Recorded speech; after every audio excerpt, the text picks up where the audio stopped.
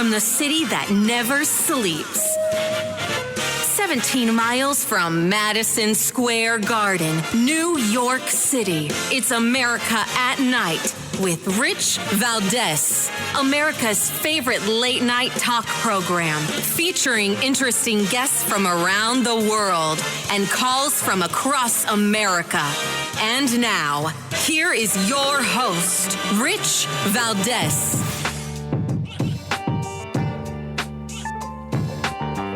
Hi there, good evening, and what's up, America? I am Rich Valdez, Valdez with an S, at Rich Valdez on all of the social media. Welcome to the Monday night edition of the program. Happy to be here. If you want to join us on our late night national town hall conversation, give me a call, 833-4825-337, 833-4-VALDEZ is the phone number, and we've got plenty to discuss tonight. In a few minutes, we're going to be joined by presidential candidate Robert F. Kennedy Jr.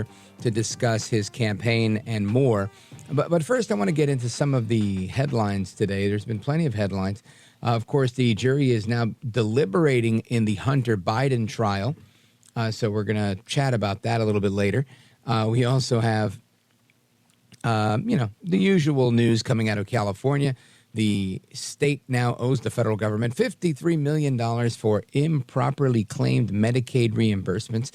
If you and I improperly claimed Medicaid reimbursements for non-citizens or anybody else, but in their case, it's for non-citizens, that would be called fraud, and we'd be in jail, right? We'd be next to Trump in court as the defendant in the next case. But when it's Gavin Newsom and the state of California, it's just improper reimbursements for non-citizens. It's amazing how we have codified crime for our fellow Americans on the left. Absolutely insanity. So anyway, we'll talk about that later as well. I want to talk about the big story that I saw over the weekend. Was one of came as a surprise to me. And that was how Israel pulled off a high-risk hostage rescue. This report coming out of Tel Aviv from the Wall Street Journal. The Israeli Defense Forces, the IDF, were able to rescue some of the hostages. And, of course, this became a big deal when the media decided to chime in. And they were all on the side of, but oh my gosh, there were a lot of people killed in this conflict. And it's just remarkable to me. It really, really is remarkable that nobody was applauding the fact that they rescued these hostages, the reason they're at this war to begin with. None of that. But yet, this is where we are as a country, right? And what's interesting is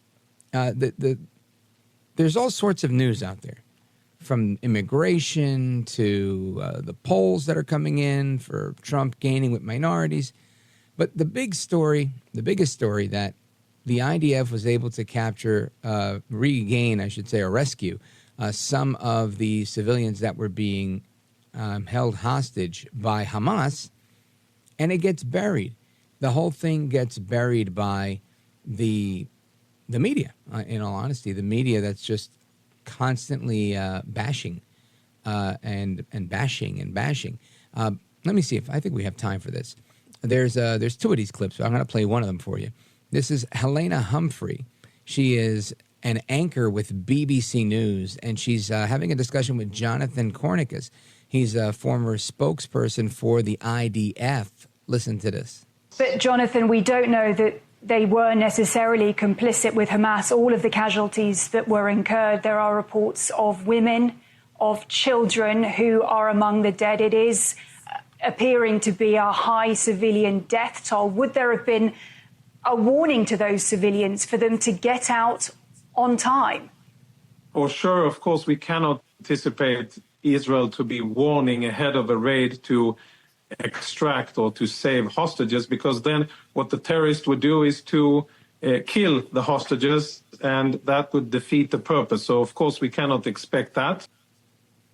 Again, that is the IDF's spokesperson, former IDF spokesperson, Jonathan Cornicus, saying that we can't expect Israel to telegraph, and I've been saying this, I think, on a number of occasions on different topics, that you can't tell your enemy, hey, by the way, I'm going to be doing this, not even your adversary. You can't say, hey, look, in about 10 minutes or 20 minutes, I'm going to come in, I'm going to bring this many guys with me. We're going to come in through the back door, so if you want to move people out, now would be the time. Of course not. You can't let people know what you're doing. So when they hide these people, these hostages, in civilian places, markets, schools, whatever, and they surround them with innocent people, if there is a civilian loss of life, it's not because of the person trying to rescue their people, but because of the cowards that are hiding the hostages, the people they kidnapped, around innocent women and children. And this is what they do time and again, so they can then turn around and say that Israel is a war criminal. The alternative is Israel can do nothing, and then there are no civilian casualties, and then they just win. The terrorists win. Obviously, that's not something you can entertain. And the problem I have with the media here, and at least the coverage of it, they say a high number of civilian casualties. Wouldn't you agree with me that any number higher than 1 is a high number of civilian casualties? Do you think they're ever going to come in and say with a relatively low amount of civilian casualties, how would the family of those people react if 3 people were killed? Don't you think those 3 people would feel slighted that they lost their mom, dad, grandma, grandpa, son, daughter in this action? And for the media to say it was a relatively low number. Doesn't that minimize the value of their life? The words that they use to portray this picture aren't by accident. They're not by happenstance. They do it on purpose because that's exactly what they want to do. They want to paint a picture that Israel is the big bad wolf. And a lot of people buy it hook, line, and sinker. Now, listen, I'm not telling you that Israel is the knight in shining armor in every situation of everything in life. But I will say in this situation, they've got all the right in the world to go get their people back, to defend their country. They were attacked. I don't care. I really don't care for anybody's arguments that say, no, but for years they've been doing. No, for years we've been seeing propaganda. For years we've been seeing how they go at each other, mainly, I would say, Hamas taunting them. Israel wasn't created to eradicate Hamas. Hamas was created to eradicate Israel. Israel was created because Hitler tried to eradicate them. And once that happened, they were given this homeland through the Balfour Accord. So again, I understand everybody wants to relitigate these issues, relitigate history, and go back in time, but that's not going to happen. Anyway, we're going to talk about domestic policy, what's going on with the border, immigration, and so much more with our guest, Robert F. Kennedy Jr., RFK Jr., who is running for president of the United States. And a little tidbit, I used to listen to him on the radio and argue with my radio all the time. So keep it locked right here. I am Rich Valdez. We're coming right back with our guest, RFK Jr. This is America at Night with Rich Valdez.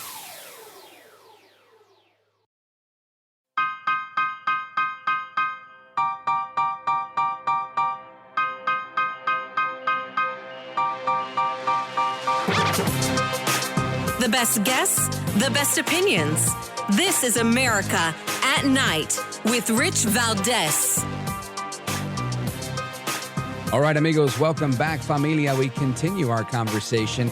And there's a name in American politics that everybody knows, right? Especially amongst Democrats. That's the Kennedy name. You've got JFK and then Bobby Kennedy and the son of Bobby Kennedy, who spent a long time on talk radio in New York City. And he's running for president. Robert F. Kennedy Jr. is our guest. RFK Jr., welcome to the program, sir. Rich, thanks for having me. It's my pleasure. And before I start beating you up, I want to tell you, I used to listen to you on Air America, and it's part of the inspiration for me getting into talk radio. So thank you, sir. Wow, that's a long time ago, and my voice was worse than it is now. But, well, you sound terrific. Well, I want to welcome you, and again, thanks for that. And there's news all over the place, right? And some of the news that I was looking at today is regarding immigration. And I think whichever side of the aisle you're on, independent, Republican, conservative, liberal, Democrat, I think it doesn't matter. I think everybody now agrees, even Biden, that there's a problem at the border. And if you'll bear with me, I've got about 15 seconds of audio I want you to listen to. It's an illegal alien telling a reporter on Good Day Austin how he feels about Biden. Listen to this. What do you think of President Biden? Biden, I love Biden. Why do you love Biden? Because Biden we love. Why do you love him? Biden help us. So Biden helps us. They seem to love Joe Biden. That comes as no surprise to me. RFK Jr., how do you weigh in on illegal immigration? Well, I've gone to the border a couple of times. I've spent many days down there. And what I saw is absolute insanity. It's a humanitarian crisis. It's, people who've advocated, some of the Democrats like President Biden, who've advocated for an open border, portrayed as a humanitarian impulse.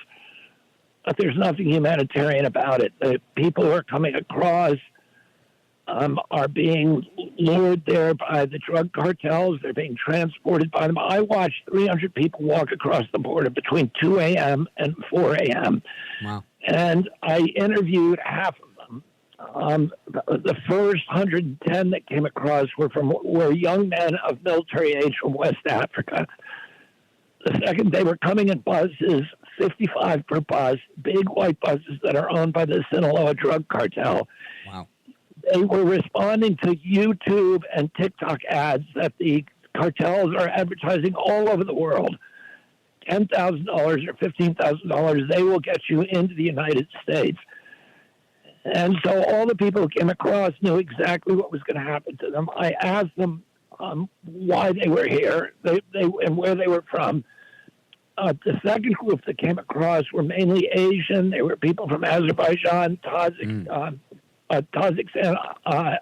Afghanistan, Nepal, Tibet, Bangladesh. Mainly they were from China. And every one of them, there were only two people the whole night that came from Latin America, one from Peru and one from Colombia. And they all said they were here for jobs. They didn't have asylum claims, but under the Biden policy, they were let in. And the Border Patrol did one thing: it fingerprinted them. If they didn't have a criminal record, the Border Patrol would drive them to the Yuma airport and put them on a plane to any destination they want in our country with an asylum court date 7 years in the future. So they're landing here. Many of them had been brutalized by the drug cartels. They get robbed, on their way over. The Peruvian family told me that the cartels had taken all the wealth that they had saved over their entire career. I toured a rape center in Yuma that treats the children who have been raped, specifically children. And then I talked to the ranchers, to the people who run the hospitals, who run the welcome centers, the people whose lives are directly impacted, and it's it's a catastrophe for those communities, and it's not a good thing for the people who are coming over either. These were disastrous policies. It could have been prevented. We had up to 9 million people come across illegally in the last 3 years, and it's continuing today. And I'm happy that President Biden is now reacting to it, but there's been a lot of damage caused to our country. And as president, I'm going to put an end to it. I'm going to end it on day one. We should have wide gates. We should have a compassionate humanitarian immigration policy with people able to get a quick path to citizenship who come in legally. But we're a nation, and the obligation of every nation is to control its borders. You can't exist long with a nation, as a nation, if you don't control your borders. And, the fact that we had just opened those borders is some kind of insanity. I agree with you that there's insanity at the border, and I think most Americans agree. There's a poll out, I'm looking at it here, 62% of registered voters support deporting all illegal immigrants. When you say you'd like to implement a compassionate immigration policy on day one of your administration as president. How does that differ from what Biden is doing or even Trump? Well, I mean, the first thing we need to do is close the border, and in order to do that, we need to plug the 27 holes in the border fence. You don't need a border fence going all the way, a wall going all the way 2,200 miles from Brownsville, Texas to San Diego, but you do need it in the urban areas. And where immigrants who are illegal can disappear very quickly. So those in their 27 big gaps, and those need to be plugged. The material is sitting there on the ground. President Biden ordered the wall construction suspended and then left the material sitting on the ground. We need to finish the access roads, the border fence. We need to reinstall the long-distance cameras and the night lights that the Biden administration tore down. And then we need personnel. We need to reestablish the high morale, the once-high morale of the Border Patrol. There's 9 Border Patrolmen have committed suicide over the last year because of the disastrous morale. We need to get about 300 asylum court judges on the border. And then we need to change the policies. The catch and release program should be catch and return, and the Migrants Protection Act, which was acted during the Trump administration, where migrants who come to Mexico from other countries seeking asylum in the United States, that they have their cases adjudicated while they are in Mexico. And these are all sensible, common sense programs. And then we need to work with the Latin American countries and Central American countries to reestablish good relationships with them in a cooperative policy on border protection that protects their rights and their interests as well as ours. Robert F. Kennedy Jr., candidate for President of the United States. You've been a remarkable advocate against vaccines and the dangers that they pose. And I'm wondering, you've done well with your books. Why run for president? To me, it seems like more trouble than it's worth. Or am I wrong? What's more trouble than it's worth? Running for president. Oh, I mean, I wasn't sitting around trying to run for president, thinking that I'd ever run for president. I saw something happening to my country. I saw, the censorship during COVID. I saw the lockdowns of these businesses and people putting up with that. I saw the suspension of jury trials. I saw 3.3 million businesses closed with no due process, no just compensation, no scientific citation. And I saw the wars going on and Democrats and Republicans supporting them. And all of these, issues were issues that shocked me, and I felt like our country had lost its way, and that I, as somebody who spent 40 years suing the U.S. regulatory agencies and understanding the danger of corporate capture, that I had a unique perspective and ability to fix this situation. Folks, we're on with Robert F. Kennedy Jr., independent for President of the United States in 2020, 24, 20. I said too many 20s there. Folks, we're coming right back with RFK Jr. Don't move a muscle. I'm Rich Valdez.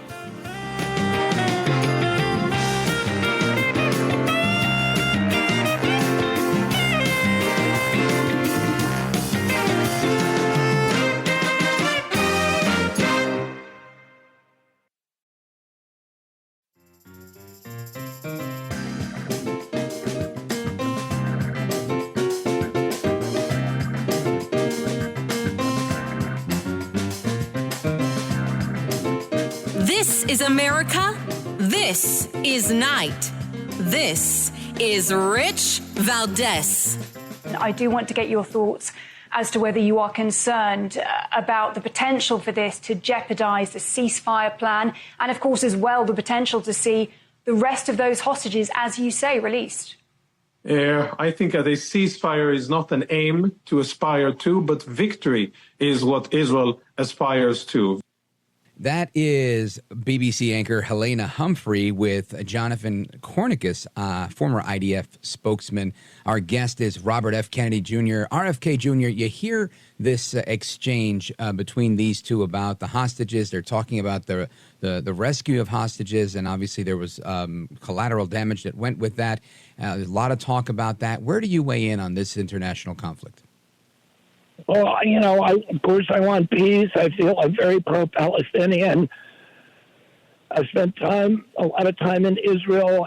I have a lot of friends. I've met with the leadership of the West Bank. I've met with Palestinians all over Israel. I don't see how Israel ends this war without disarming Hamas. And I, of course, I'm heartbroken by the human tragedy, but I blame Hamas for that and not Israel. I think Israel, a lot of people got killed this week when Israel rescued its hostages, but that's because they were hiding. Hamas was hiding the hostages in civilian homes in the middle of a civilian marketplace, and then started opening fire on Israel and with large ordnance and small arms. And so I don't blame that on Israel. That's like blaming, if somebody robs a bank and they grab a hostage and they're firing at the police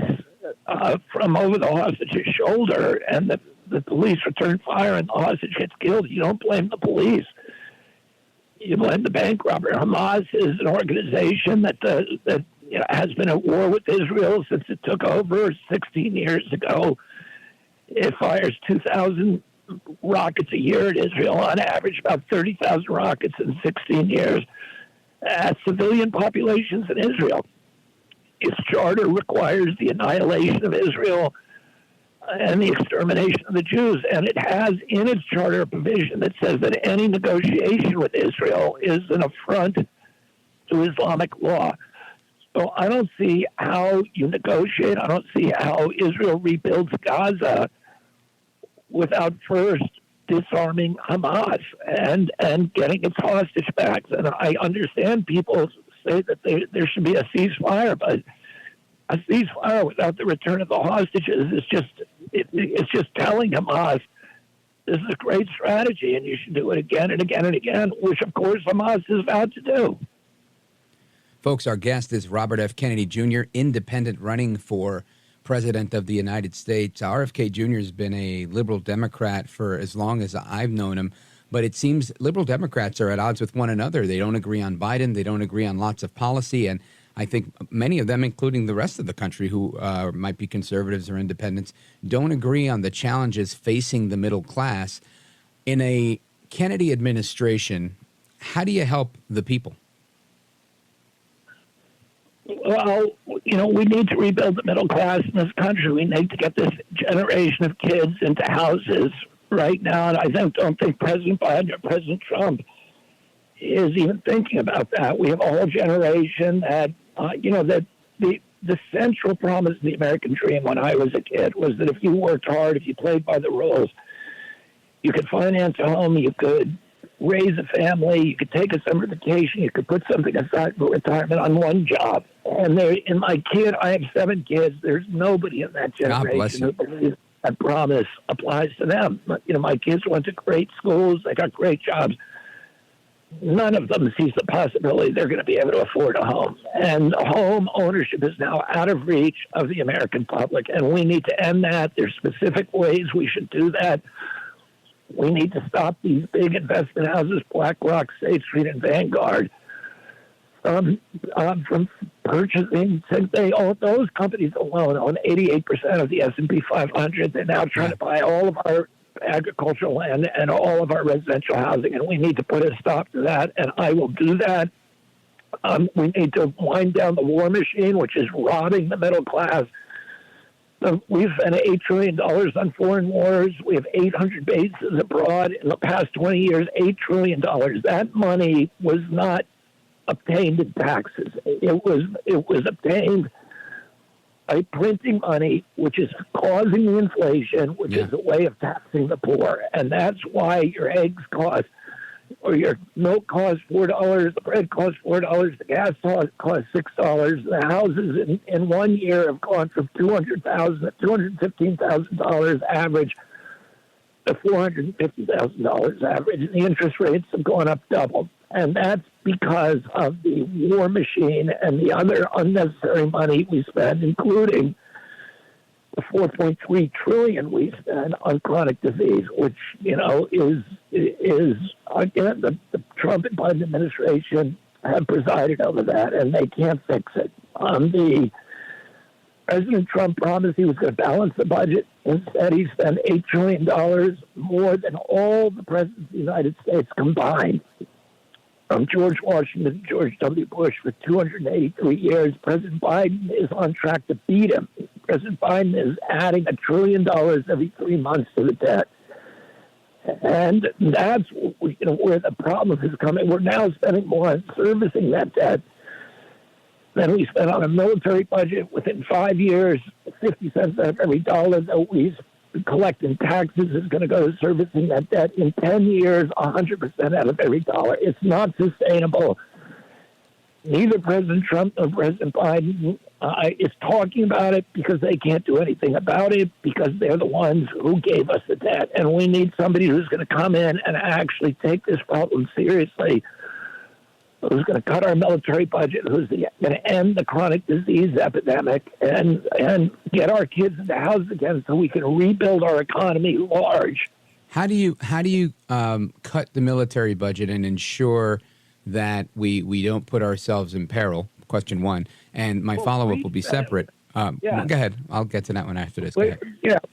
Listen, during the height of the Cold War, when my uncle was president, when Eisenhower was president, the military budget was less than half of what it is now in real dollars. So, this is not about self-defense. This is about dominating the globe, and it's about feeding the military-industrial complex. We have 800 bases abroad. The Russians have one. The Chinese have one. We don't need 800. And we are bankrupting our people. Real national strength is going to come from a strong economy. And we have gutted the middle class. We've hollowed out the greatest economic engine in the history of mankind was the American middle class. When I was a boy, we owned half the wealth on the face of the earth, and we have systematically gutted the American middle class. 70% of our citizens are making less than the cost of basic human needs. And we're a third world country now. And President Biden and President Trump aren't even talking about that, but that's the way, we need to rebuild that small business that's come under attack. I wanted to follow up on one other thing, which was the chronic diseases, which I think is a thing. I'm wondering, what is your approach to doing that? How do we stop spending money on chronic disease and actually get a result? What's your plan? Well, when I was a kid, 6% of Americans had chronic disease. Today is 60%. So we have the highest chronic disease burden in the world. The diabetes epidemic. When I was a kid, a typical pediatrician saw one case of diabetes in his lifetime. Today, 1 out of every 3 kids who walks through his door has diabetes or is pre-diabetic. And it's costing us just diabetes, which is mitochondrial dysfunction. It's costing us more than the military budget. The reason that's happening, autism has gone from 1 in 10,000 my generation to 1 in every 34 Americans today, kids today, 1 in every 22 boys. This is an epidemic, and it's costing us trillions, and we're the only country in the world that has anything like this, and it's because we're mass poisoning our children. So you're saying to use the government to regulate the food supply or to make sure that we're not poisoning our people? I'm going to identify the toxins. We know what they are. They're high fructose corn syrup. Yeah. It's glyphosate from Roundup. It's atrazine, the pesticide, which is in all our water. It's PFOAs, which is the flame retardant, the forever chemicals. I've litigated on all of these. It's neonicotinoid pesticides. It's cell phone radiation. There's about 13 culprits, and we know what they are. The problem is NIH deliberately won't study them because they don't want attorneys suing the companies that make them and shutting them down. There are 1,000 ingredients in our processed foods that are illegal in Europe. And the result is we have the highest chronic disease. And, of course, the pharmaceutical industry loves it because they're, selling our kids $600 EpiPens and seizure medications and Adderall and all of the medical industrial complex. And they're making a killing on it, and we need to put an end to it, and we need to focus on good health in our kids, on protecting their immune system, on making sure they get exercise, on ending the obesity epidemic. I know exactly how to do that. I was on the lawsuit. I was part of the trial team that ended glyphosate, that sued Monsanto, and that got Monsanto to commit to removing glyphosate from Roundup in home gardening products. We need to do the same thing for all of these. All you need to do is connect the science to the exposure. And then, the lawyers will come in and do the rest. And that's how we're going to get rid of them. RFK Jr., for everybody that's listening right now and wants to learn more about your campaign or follow you on social media, where do they go? They go to Kennedy24.com. And thank you, Rich, for having me on. Always enjoy talking to you, and I look forward to talking to you again. Likewise, I could do this for a few hours. It's a really interesting thing because there's so much to talk about. And believe it or not, there's a lot we agree on despite obvious disagreements. I think we both agree on a lot of this stuff. RFK Jr., I want to thank you, sir. You're a gentleman, a scholar, and a patriot. And Godspeed to you, sir. Thank you very much. But you too. See ya. You bet. Folks, we're coming right back. Don't go anywhere. This is America at Night with Rich Valdez. Call now, 833-4-VALDEZ. That's 833-482-5337. 833-4-VALDEZ. That's Valdez with an S.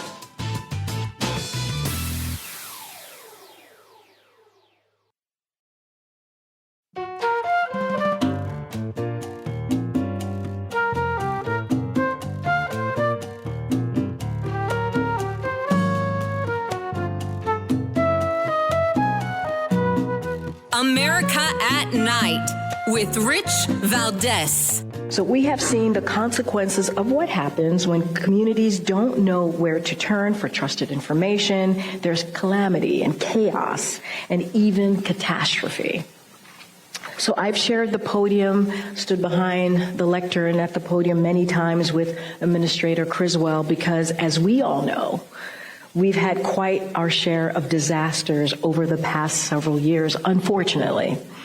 And from the fires on Maui to hurricanes across the East and Gulf Coast, we have both seen what happens when dangerous misinformation drives a wedge between communicators and the American people. But we have also seen how trusted communicators who meet people where they are able to break through that noise and get people critical life-saving information. That is Karine Jean-Pierre, the White House press secretary, going on and on and on. The only thing missing there was some violins playing in the background. And, of course, she's talking about how dangerous misinformation is. And listen, this is something we have to sound the alarm on. And I'm going to do it every day if I can because I think it's important. Now, on Friday, you guys got a little bit of the greatest hits of Rich Valdez America at Night because I was at the Talkers Conference, right, the Talk Radio Conference. And this is one of the topics we were talking about is how the government can't necessarily do this censorship the way they want to just yet. They're still fighting their way to make it work, like through NewsGuard and all these other products that we've discussed on this program where the government is funding the censorship of Americans. But they're willing to do it kind of the way RFK Jr. talked about earlier, the censoring of people that are political opponents, people that don't agree with them. And they did that during COVID. And there's a lawsuit, several lawsuits, that indicate that that's what they did and has even mitigated it in some ways. So when we have a situation like that where we are normalized, not we, but some in our society, some in the media are normalizing the idea that if we don't like your speech, what they call misinformation or disinformation, which AKA is things that they don't agree with, they feel like they're going to make it altruistic and right and good to censor you, to not allow you access to speak your mind. I think this is a bad thing. And this is why I always, even things I don't like when people come in and they say, bad things about certain people, I'd rather have someone spewing negativity and even bigotry than saying, well, you can't say things that other people won't agree with, so we're just going to not discuss this, and that because of just one topic that we don't like. The price that we pay for having free speech is having to listen to things we may not like to hear.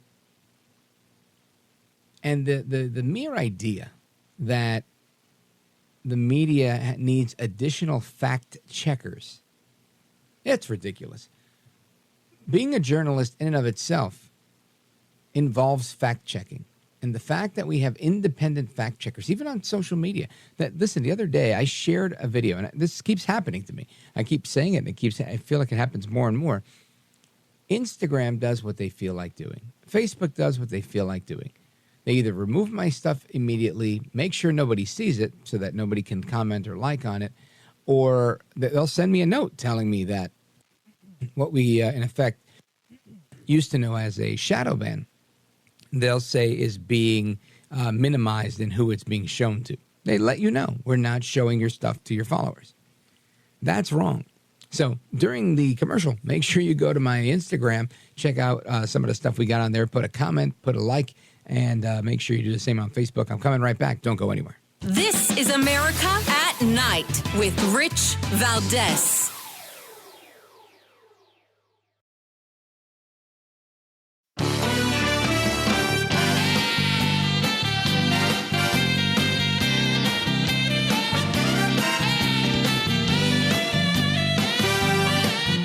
Brown, he's bald, and he's breaking it down. It's America at Night with Rich Valdez. All right, America, welcome back. So we continue this discussion on free speech, censorship, and all of that type of crazy. And everybody's favorite star witness, Michael Cohen, the former quote-unquote fixer, as the media has made him out to be, for former President Donald Trump, it was out there spewing his venom, talking trash on Donald Trump on MSNBC. Listen to this. Donald Trump doesn't share. It's all about him, not about his kids, not about his family. It is all about him. So if they think that they're going to hitch themselves to his wagon in hopes that they're going to elevate themselves, whether it's through power, through money, through connections and so on, it doesn't work that way. He will not allow them. And just like Putin, once you start to get too big for your own britches, people will start flying out of windows. They will start like Navalny. They will end up in gulags. They will end up, as Donald says all the time, send them to Gitmo. Send them to Gitmo. You got to love that. You've got to love that. Of course, Gitmo is where we've been housing the terrorists from the war of Iraq, 9/11 war. And it is just remarkable to see what Michael Cohen is saying. Michael Cohen, it will do anything to get a little bit of airplay. And listen, I get it. He's got books to sell. He's got those T-shirts with the image that appears to be Donald Trump behind bars. Those T-shirts he needs to sell. He's cashing in a payday here, not as if he hasn't robbed Donald Trump in the past, but that's what he's doing. And he's no different than Karine Jean-Pierre. And I got more audio from her and a couple of more things I want to share with her. I doubt she's listening, but maybe one of her friends is listening and they could let her know what we're saying. Anyway, folks, we're coming right back. We're going to talk about vaping. That's right. Vaping, how that can mess up your face. Vape face conversation ensues right after this. Don't go anywhere. It's Rich Valdez, 833-482-5337, 833-4-VALDEZ. Coming right back.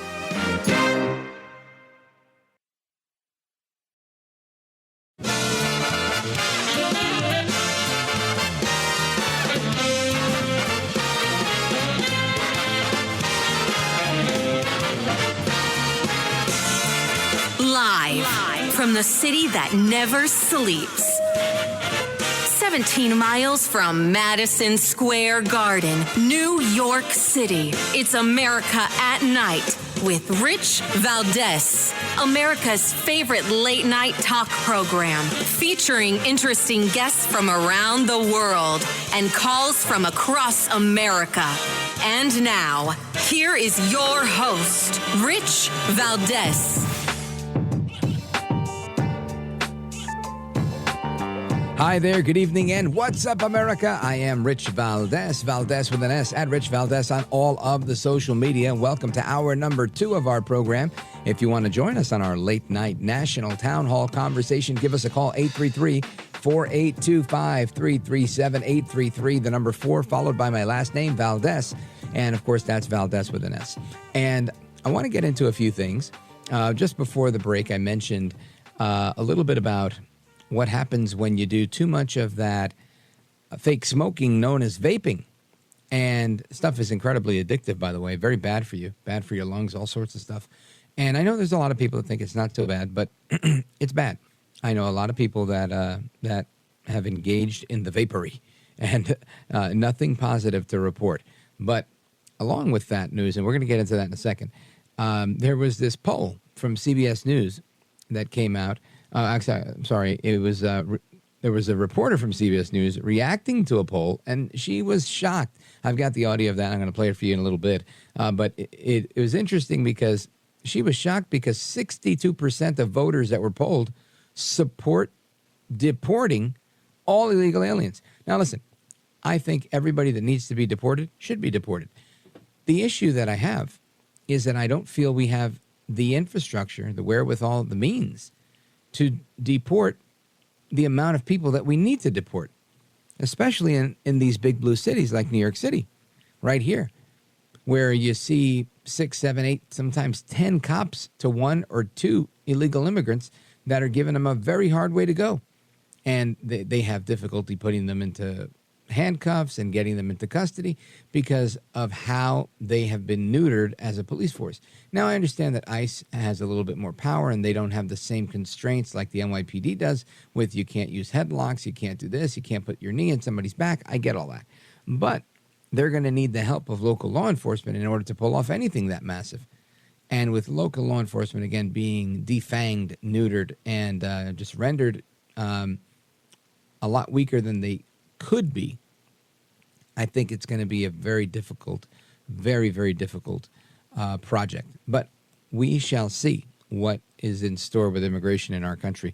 And something else that we've got going on the national level, the jury's deliberating in the Hunter Biden trial.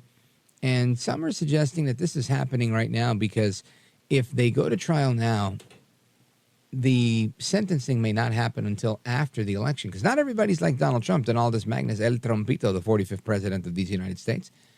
Of course, he was able to get a trial, a 6-week trial, and sentencing all done before the election because they wanted to make sure that they were screwing him over. And they've set his sentencing date for 7/11. That is the 11th day of July. So I'll keep you posted on exactly what's going on with that when we get closer to that, a little bit more than a month away. But back to vaping. I want to talk about vaping because there's something called vape face. And Generation Z, those are the kids that are my kids' age, they have a love for vaping. And some people think that's why they're aging like milk. And let me tell you, on Instagram, I've seen these videos where people say things like, yeah, I'm 40-something, and I'm a Gen Xer, and I look like I'm 30-something because I'm a Gen Xer, right? And they're basically making fun of the millennial and Gen Z crowd for aging a lot faster than the previous generation, the one I belong to. Now, I don't know how true or not that is, but I do think that there is some truth in vaping being harmful to you. And in particular, vape face is something I want to learn about. There's an article in the New York Post and the Daily Mail that I want to get to. So to do that, we're going to bring in our guest, Megan Mescher. She is the Executive Vice President of Tox Tonic. Megan, welcome to the program. Thanks. Thank you for having me. It's my pleasure. Now, There's these reports that are indicating that the faces of Gen Z folks are rapidly aging, and they're blaming e-cigarettes and vaping for this skin issue that seems to be persisting, in particular with people born between 1997 and 2012. What say you? Yeah, I mean, look, it's not so different, honestly, than cigarettes. You know, we had this lovely thing that happened, right, where we went away from allowing really public smoking, and you weren't allowed to smoke in bars anymore, right? I don't know how old you are, but if you're my age, you remember in your 20s, you went to bars, and there was smoke everywhere, and that secondhand smoke was terrible for you.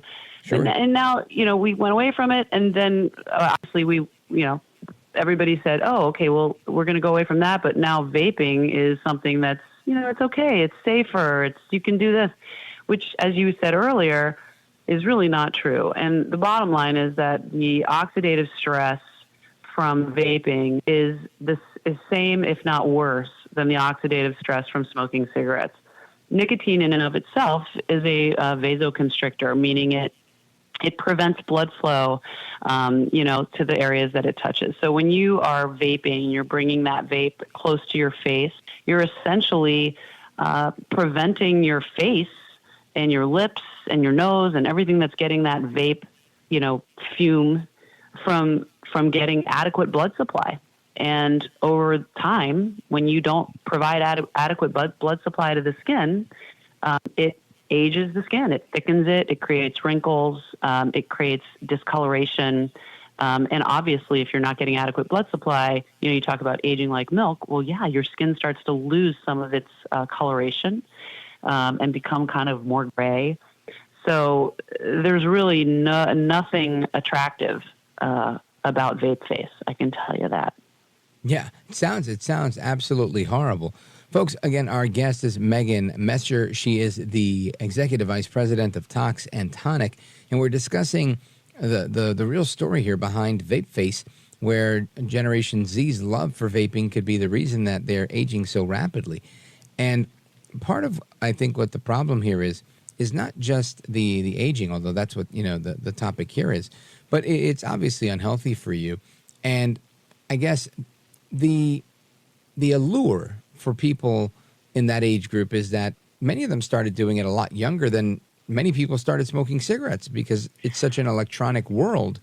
What are your thoughts on that? Right. Well, I mean, sure. I mean, I think that, again, you could go back to sort of even the initial days of cigarettes and then how those were marketed and when they decided finally to stop marketing cigarettes, overtly. And, that's the same thing with vaping. I mean, when it started and had all of these, sort of tutti frutti flavors of vapes, right? The marketing, the people they are marketing to were young people. You don't market like a strawberry flavored vape unless you're looking to try to attract young people. And so, state to state, the regulations are interesting, right? They vary. I think I know in San Francisco, you can't even buy vape pens anymore. So various cities and states have regulated vaping in different ways. And, because they realize that these are being marketed to young people and these are extremely harmful to young people. I mean, various different types of vapes, we don't even know the mechanism of action, the various chemicals that they're putting inside to be able to get the nicotine into the lungs. Wow. And even during COVID, I mean, you may or may not have heard some of these stories about, young kids who had gotten COVID who ended up in the ICU and on ventilators because they vaped. And the impact that COVID had on their lungs was exponentially worse. I want to get into that in our next segment because I think that's a larger issue, which is the potential damage to the lungs. Folks, we're on with Megan Mescher, Executive VP of Tox Tonic, her website, toxandtonic.com. We're coming right back. Don't go anywhere. This is America at Night with Rich Valdez.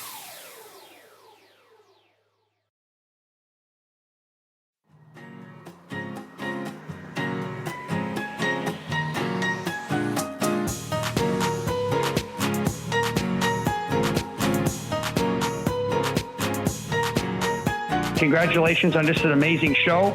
I know you've worked so hard in the industry, and nobody deserves it more than you do. So I'm happy to see you really succeeding here. It's awesome. America at Night with Rich Valdez. This is the first time the federal government has put out an ad campaign against vaping, and the first time it's used TikTok to get the message across.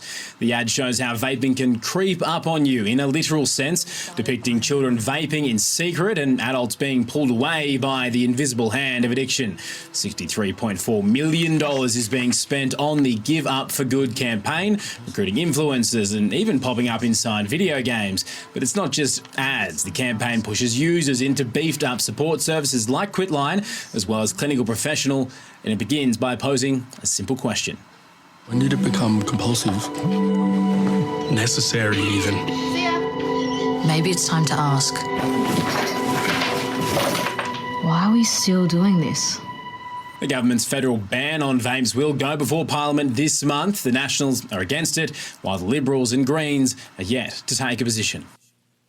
Now, that's not just a problem we're facing in America. That's a report from Ben Downey. He's on 7 News in Australia, again reporting that the federal government in Australia is launching a new campaign on TikTok to tackle the vaping epidemic in Australia. This is a global issue, and we've been warned about the dangers of aging skin and deep lines from smoking cigarettes, but vapes are also now causing the same wrinkly skin and issues that dermatologists say can only get worse if they continue with this.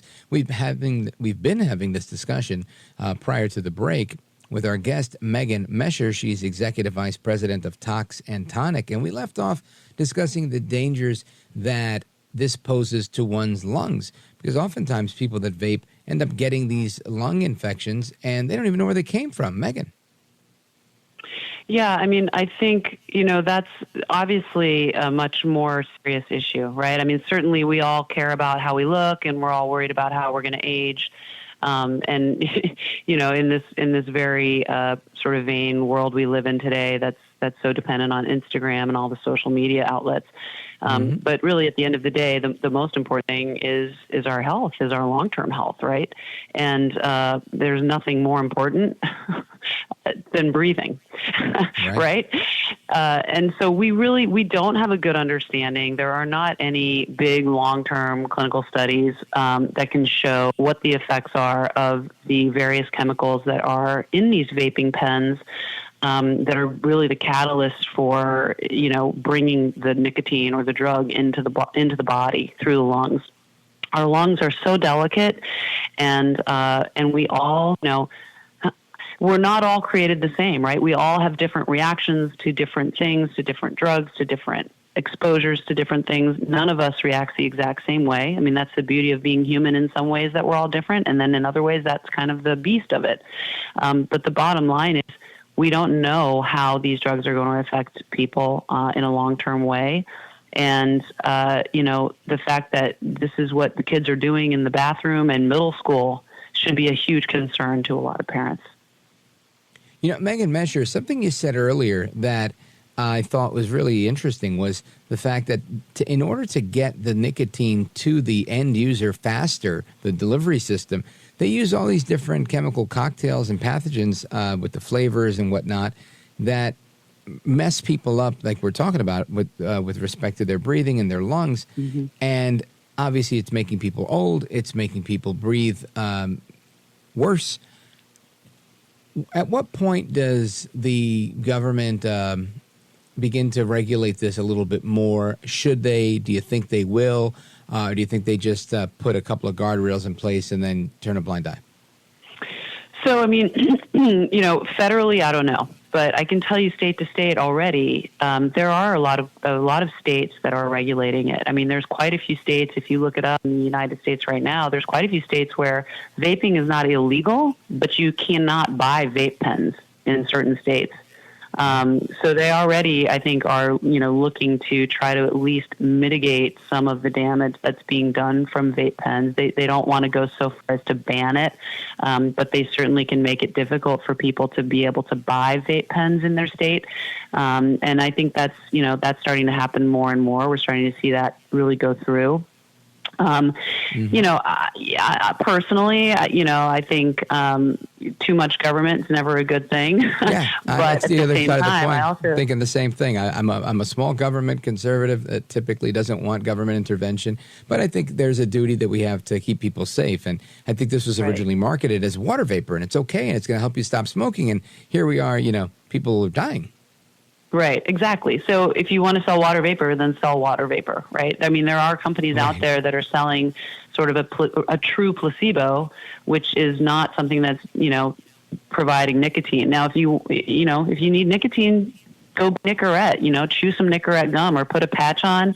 And if you have an oral fixation and you feel like you need to smoke or pretend to smoke, there are a lot of alternatives out there that you can buy that don't require you inhaling some sort of foreign substance that you have no idea what it is or how it's affecting your lungs in the long term or the short term,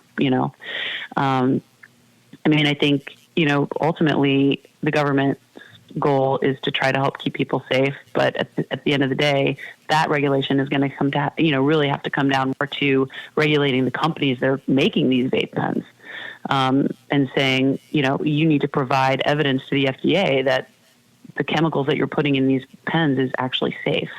And that hasn't happened yet, which is pretty unbelievable if you think about it. I mean, when you thought the FDA, that's a whole nother conversation, right, that we could have about why the FDA would have approved these to begin with. But again, that's another show.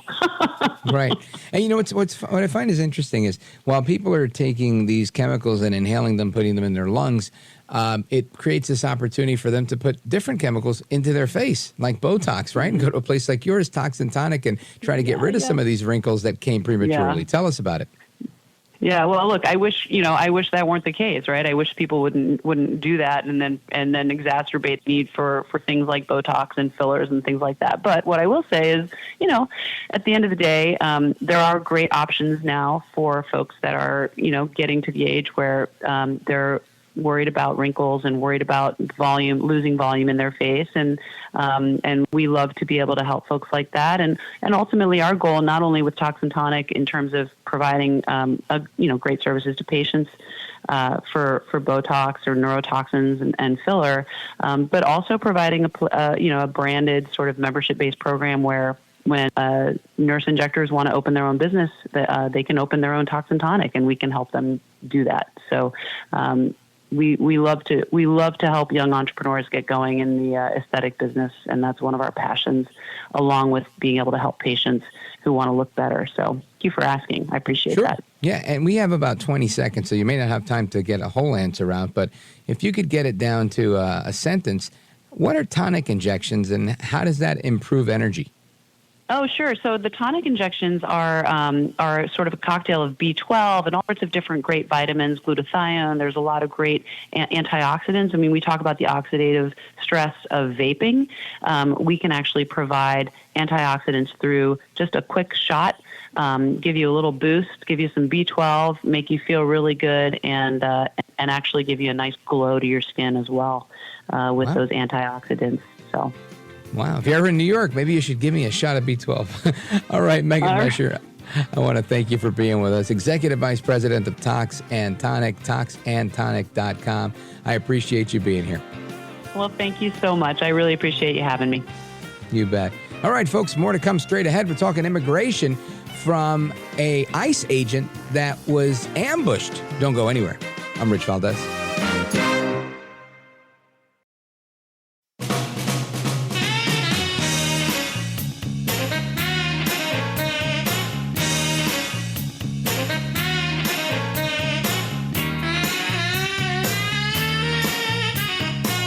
I want to listen to you, Rich, all the time. America at Night with Rich Valdez. All right, America, welcome back, amigos. We continue our late night discussion. And what I want to do now is play that audio for you. I mentioned it a little bit earlier, which is Margaret Brennan from CBS Face the Nation over the weekend. She was shocked by that poll that I mentioned to you, showing that 62% of all voters want illegal immigrants deported. And she was, her follow-up question with her guest was, what exactly do people think they're supporting here? Listen to this. So unpack that a bit, because this 62% of Americans favor deporting all undocumented immigrants. So Homeland Security says that President Biden has already deported or repatriated more people in the past year than any year since 2010. And then, depending on the details of what's talked about on the campaign trail, some of what Mr. Trump talks about could be illegal. It doesn't seem practical in some sense to round up children. And then we know that the courts have questioned whether local authorities would have the ability to do it, and federal authorities don't have the resources. So what exactly do people think they're supporting?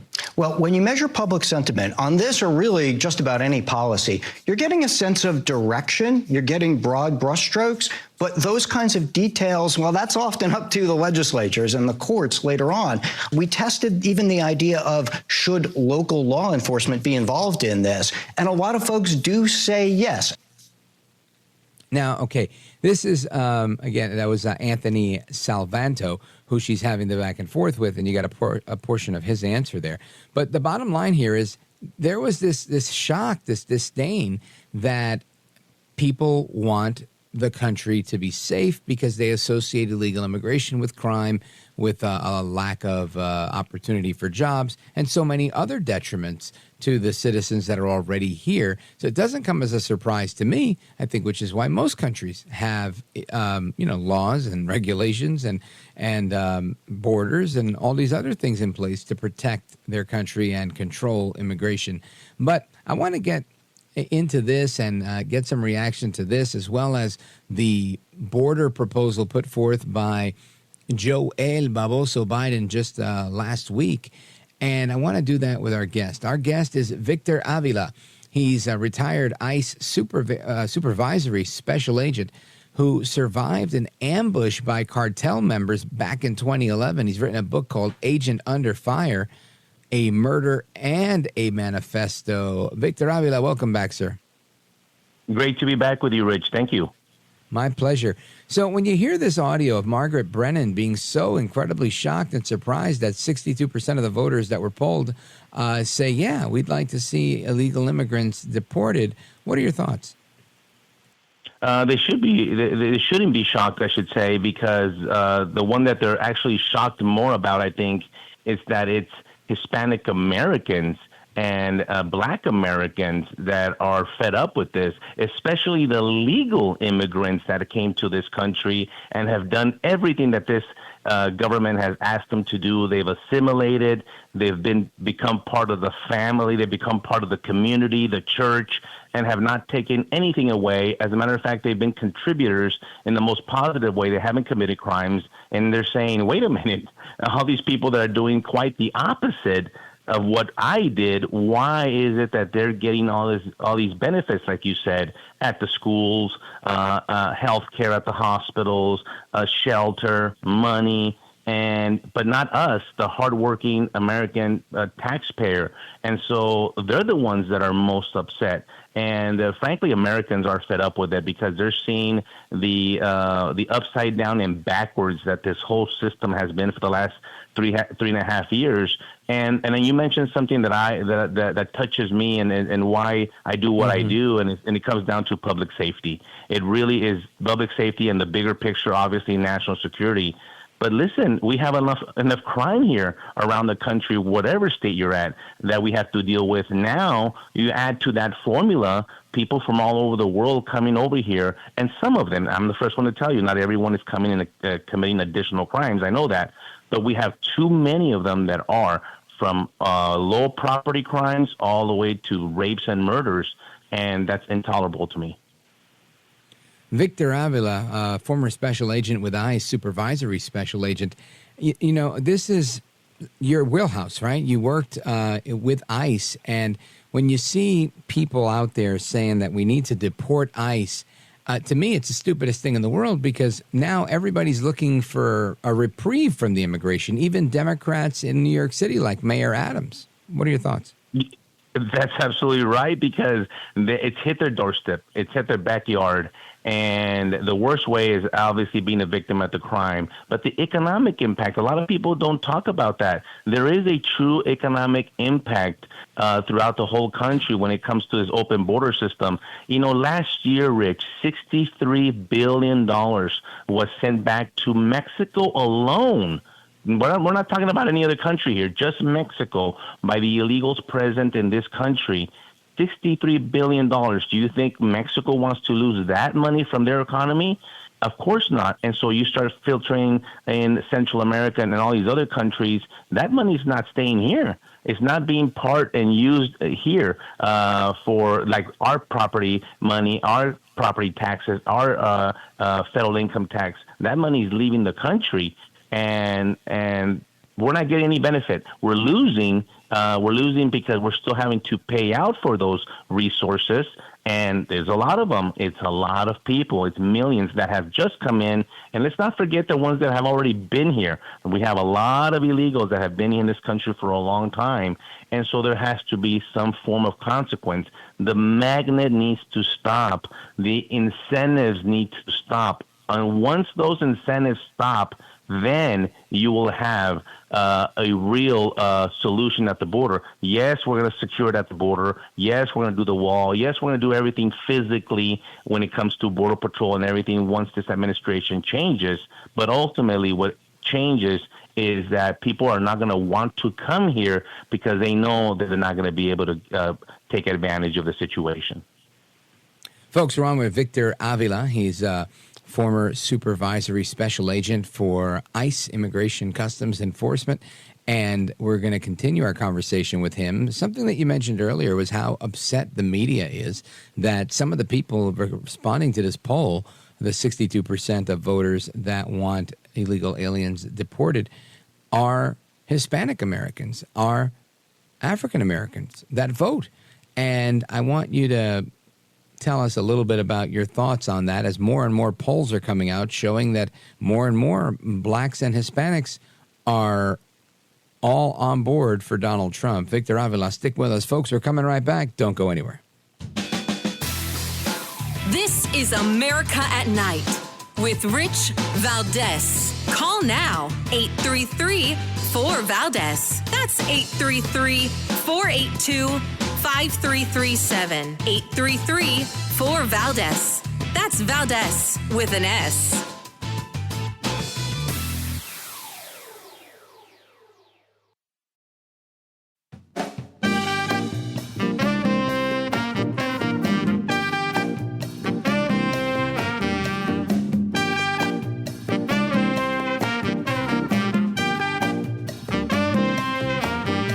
Well, thank you, Rich, and thank you for everything. I know you very well, and I listen, but I have a lot of people that listen, and they love your show, and I appreciate it very much. America at Night with Rich Valdez. Yeah, I mean, look at this change in the vote. All right, this is the polls at this point among Hispanic voters nationally. You know, at this point in 2020, Joe Biden had a very clear advantage, right? 59%, 32%. That's a 27-point lead. Look at this tremendous shift. Oh, my goodness gracious. Now to 2024. Biden's dropped by 8 points, 51%. Trump is up 12 points to 44%. And you have what was a 27-point margin has been shrunk to 7. That margin has been shrunk by 20 points now versus this point 4 years ago. So it's no wonder that Donald Trump thinks he can play for the Hispanic vote. And it's no wonder that Joe Biden thinks he has to defend against Trump's advances.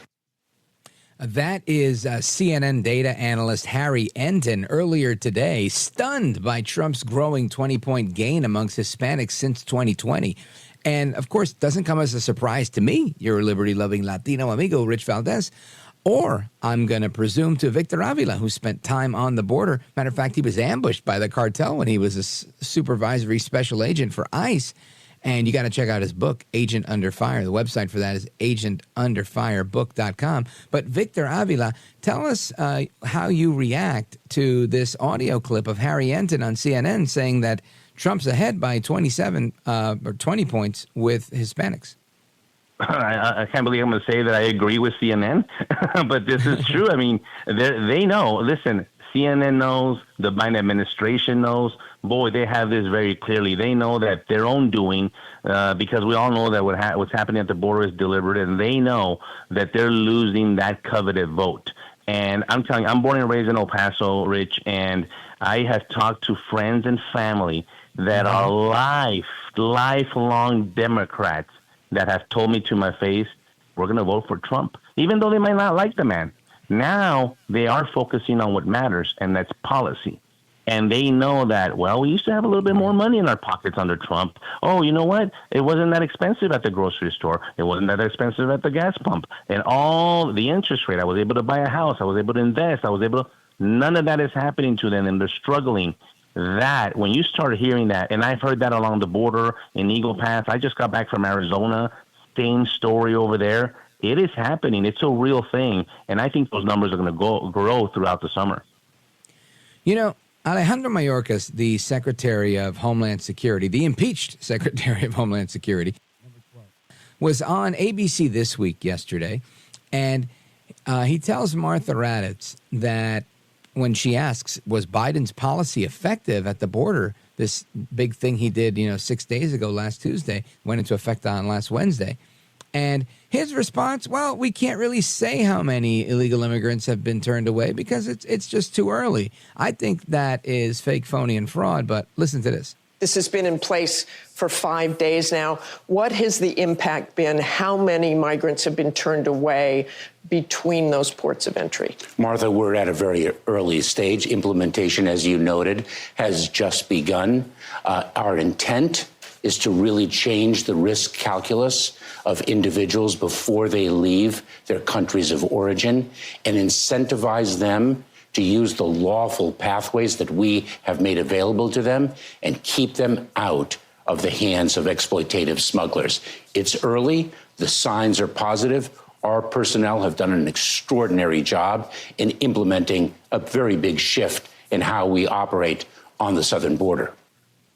Again, that is Alejandro Mayorkas, who I believe is a mumbling maleante, and he works for none other than Joe El Baboso Biden. These guys are clowns that are like holding the country terrorists with their abusive policies that lack any type of dignity for the people coming across the border or the people that live here. Victor Avila. I can hardly even hear his voice. I really can't stand it, especially when there's lies coming out through his mouth. Let me tell you, I have been talking about this the whole week, and now that it's been a week, I've got my sources. I've been talking to the border agents. Nothing has changed. As a matter of fact, I'll tell you what is the number that they're counting. Remember, the threshold was 2,500? Well, all of a sudden, they're saying today that they haven't reached the 2,500. Oh, my goodness. Have you been to Arizona? Have you been to California? In Texas still? El Paso? This is where they're going to start manipulating. And by the way, this whole system that they brought forward and declared with this executive action is a farce. I think you understand that, but I want people to really know on the ground, it's actually going to cause more chaos because people are now going to come even more, and they're going to say, I want to be part of that 2,500. They're not going to care when you counted or when they didn't count. As a matter of fact, they're not counting the CBP-1 applicants that are walking in via a port of entry. Those are not counted. So all of a sudden, you're going to see that somehow that threshold is not being met, and all of a sudden they don't have that many people to turn back. But at the same time that Biden was giving this executive action, the DHS, Mayorkas, gave out a memo to Border Patrol and CBP that you will be letting everyone else in other than Mexicans, what we call OTMs, into the country, especially single adult males, which is exactly what we were saying not to allow. We don't want the Chinese single-age, military-age males to come in.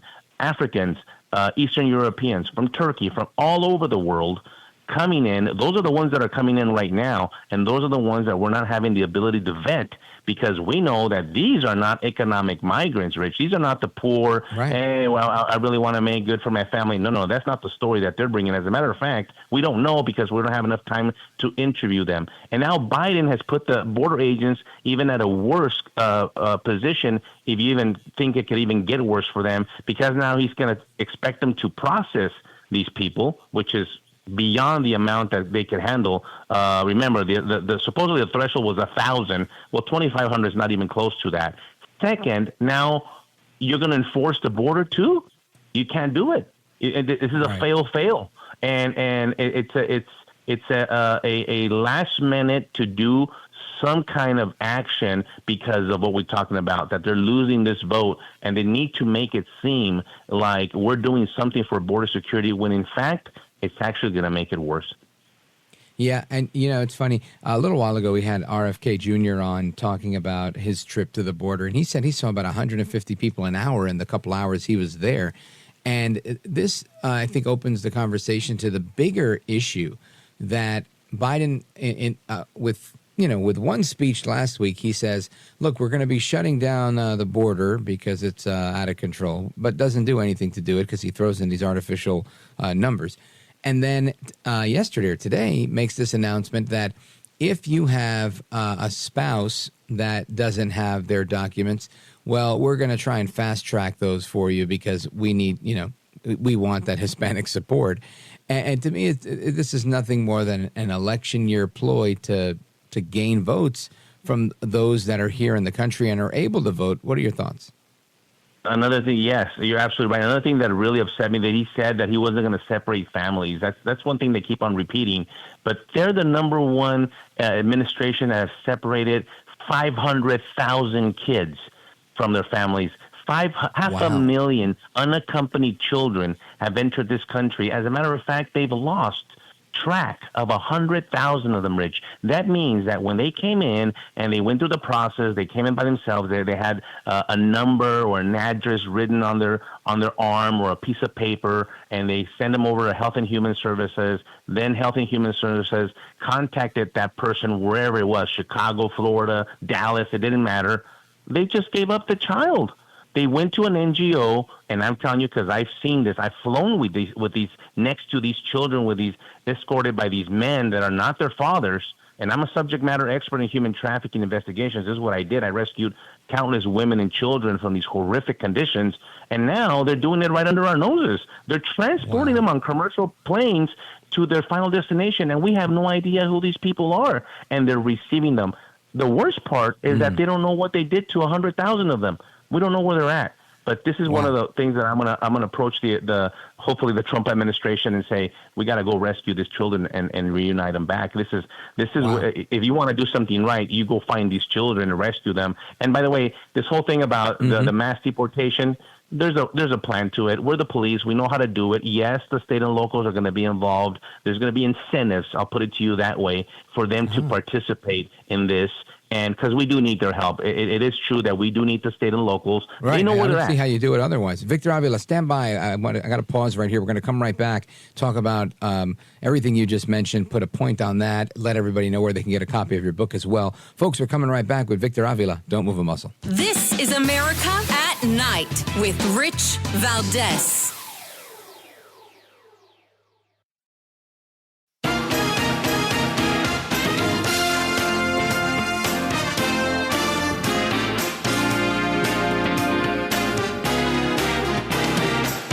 All right, amigos, welcome back, familia. We continue our conversation with Victor Avila. He is a retired supervisory special agent for ICE, and we were discussing the mass deportation, a couple other things I want to get to, plus Open Phone America is coming up. Victor Avila, finish your point.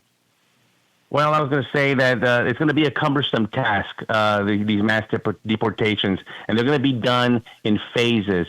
But we're going to get it done with programs like the 287G program that allows the state and locals to do that for us.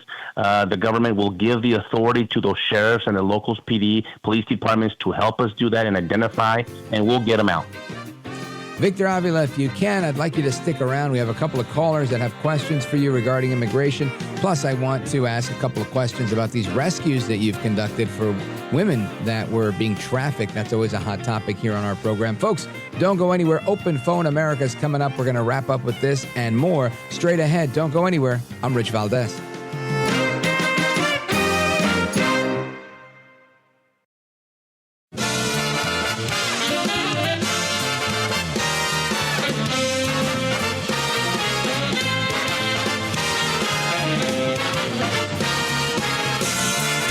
Live from the city that never sleeps. 17 miles from Madison Square Garden, New York City. It's America at Night with Rich Valdez, America's favorite late night talk program, featuring interesting guests from around the world and calls from across America. And now, here is your host, Rich Valdez. Hi there, good evening, and what's up, America? I am Rich Valdez, Valdez with an S, at Rich Valdez on all of the social media. Welcome to the third hour of the program, a time-honored tradition that we like to call Open Phone America. And our phone number is 833-482-5337, 833-4-Valdez. Some of the stuff we're talking about tonight have been how vaping can make you age prematurely. It's happening with a lot of Gen Z users of e-cigarettes. They call it vape face. We'll be talking about that. Of course, we've also had some discussion on RFK Jr.'s run for president. He joined us earlier, and we talked about a number of things, including immigration. Now, one of the clips of audio that I played with presidential candidate RFK Jr. was this clip from Joe Biden where, not of Joe Biden, regarding Joe Biden. It's between an illegal alien and a reporter named Matt Finn, who's on a program called Good Day Austin. This happened earlier today. Listen to this. What do you think of President Biden? Biden, I love Biden. Why do you love Biden? Because Biden, we love. Why do you love him? Biden help us. Biden helps us. Now, again, keep in mind that the fastest growing population group coming across the border illegally are men from Asia, I think, followed by men from Africa. This is a big deal because these are not Hispanics, and by what we're used to, right? People like to think that these are just people that are coming across the border to work. That's not necessarily the case. Now, we got into that just a little while ago in our conversation with former Supervisory Special Agent Victor Avila. Now, he's the author of a book called Agent Under Fire, and we were discussing a number of things. He's still with us. He agreed to stay with us, which was very kind because we had a couple of callers that wanted to bounce some stuff off of him. So I want to go to Ken in Lansing, Michigan on WILS. Ken, you're on with Rich Valdez and Victor Avila. Ken, go right ahead. Rich, as always, great show. Victor, I want to thank you for what you do for this country. You are a true patriot. I appreciate that. Kills that woman that was on that interview talking about how we don't have the resources to round these people up and get them children and all that. But by God, we got the resources to fly them all over the country on jet airliners, put them up in hotels and give them credit cards. Yeah. That's absolutely true. The money, it's not about the question of the money. The money is there. The manpower, a little bit. I tell you, we might have not as many agents to do. Because I'll tell you what, it's going to happen in phases. This deportation is there's going to be categories created. Now, I think, and one proposal that I would put forward to whoever is the president is, listen, you give these people an opportunity to self-deport themselves. And you tell them, listen, we're going to come get you. We're gonna send you back to your home country. We're going to give you a shot to fix whatever it is that you have to fix, your personal issues there at your home and your situation, and go back on your own. Because if not, we're going to come back. And I think you will get rid of a majority. A lot of them are going to know that that's serious. You give them a time frame. I don't know what that time frame will be. Will it be 3 months, 6 months, whatever? But in the meantime, we're not waiting for anything. We're going after the bad guys immediately. There's plenty of those. The Venezuelans, El Tren de Aragua. There's many to choose from, believe me, all over the country. And we're going to start doing it. Boom, boom, boom. And then eventually we start leading, and we're going to go into these neighborhoods with the state and locals who know exactly. A lot of people say, oh, you don't know, they're lost and they're hiding in the shadows. No, they're not. They go to the same grocery that you and I go to, and they pump gas at the same station that you and I do. And they're there. We know where they live. We're going to go get them, and we're going to take them. And we're going to just say, listen, you have to go back. We want to give you the opportunity to do it the right way, because on top, no matter how you feel about this, a lot of the people took advantage of it. Obviously, hey, the Biden administration is letting everybody in. Let's go. Well, we're going to tell them all the paperwork that you got, all that, the parole, the NTA, all that paperwork that was issued to it was issued to you illegally. It wasn't issued to you by law. Therefore, you have absolutely no standing. So that permit that you think that you're walking around with that gives you some form of status here no longer is going to exist because it wasn't given to you lawfully. And therefore, you will have absolutely no status. And that's what needs to be communicated to them and to let them know that, you know what, you don't have any status here. You're 100% illegal. And another group that, Rich, a lot of people don't talk about are the overstays. Oh, my goodness. Right, we have more I come on vacation. I'm here for a week or 2 or 3, and it becomes 3 years, and voila, here we are. Right. And then most of them, when I worked in Mexico, the excuse is I want to go to, a third of them asking for a visa say they want to go to Disneyland. That's I'm not making that up. That's true. And they stay here, and then they work, and they do all this stuff. They're 100% illegal as the others that came through the river as well. But somehow they think they're somehow protected because they came initially with a visa. They get to go as well. Ken in Lansing, Michigan, I want to thank you for your call, WILS in the building. And I want to continue now that we have former retired special agent Victor Avila with us. Let's go to our buddy Gil in Manila, Philippines. We have a break coming up, so let's keep it brief. Gil, go right ahead. You're on with Victor Avila.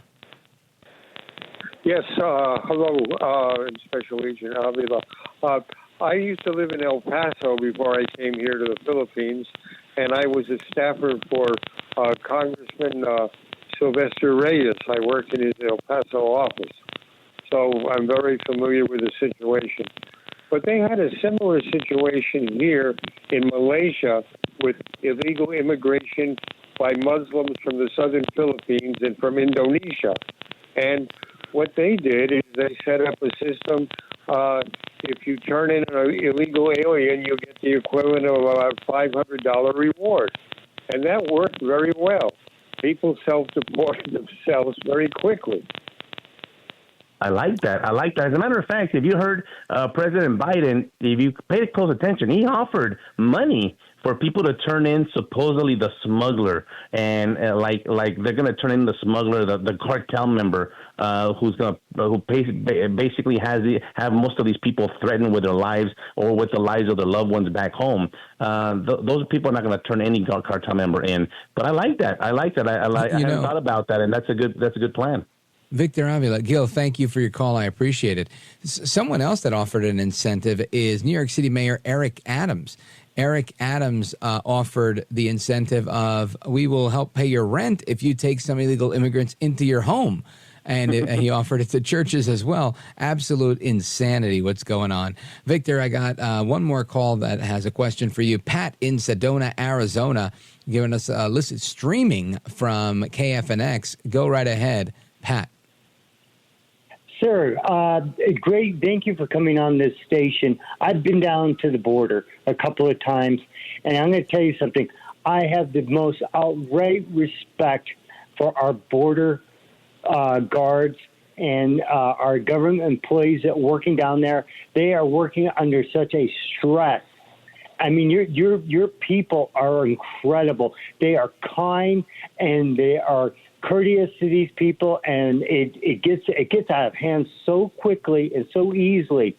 And like you came under fire. I guess they tried to kill you. I guess the cartels. And I'm going to tell you, the American people should know how much work our Border Patrol is doing and how you guys have had one arm tied behind your back during the whole time. And I just have I have such respect for you guys, and I wanted to thank you for your service and all you've done for us, and your ideas of taking it in sections, not trying to do the whole thing at once, trying to send these people back and giving them a chance to become legal citizens, which I think we should try. Yeah, thank you, Pat. I appreciate that. And Victor Avila, go right ahead. Well, I was just in Arizona last week, and I met with 26 legislators there. And believe me, they're trying. Your legislators, I give them kudos. They're trying to pass laws, but your governor over there keeps on vetoing them because it seems that they're on the side they side with the cartels. They're not siding with the American people and their public safety and their national security. That's for sure. But I appreciate those words, sir. Yes, my partner was killed next to me. He paid the ultimate sacrifice, Jaime Zapata, at the hands of a cartel, Los Zetas. I'm here by the grace of God after being shot 3 times. So I'm going to continue to tell the story and continue to fight to protect our sovereignty.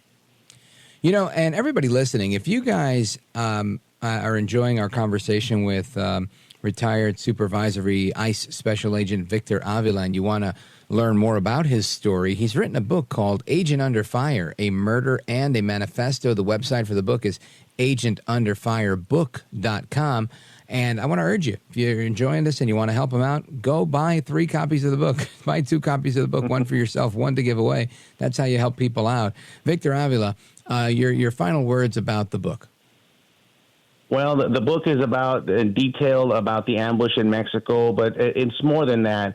I want people to understand what agents do, and they're serving every day abroad in Mexico and all over the world. And at the end of the book, Rich, I wanted to add what I knew about my expertise of human trafficking, the cartels, and border security, and I wrote about that. So you were actually going to get a very good briefing by just reading this book, and you'll understand a lot of that policy that, believe it or not, is still very much going on today. And so not because I wrote it, but it's a quick read. It's an enjoyable read. It's a tragedy, and it's sad, and you'll learn what happened to me and my family at the hands of the Obama-Biden administration and fast and furious weapons and all that that happened to us. But we're here. We're here by the grace of God. We're here because of perseverance and our family. And so we're fighters. We're going to continue to fight. I love this country. I love our state and Texas, and we're going to fight to get it to where we were before, right? I mean, there's nothing wrong with that.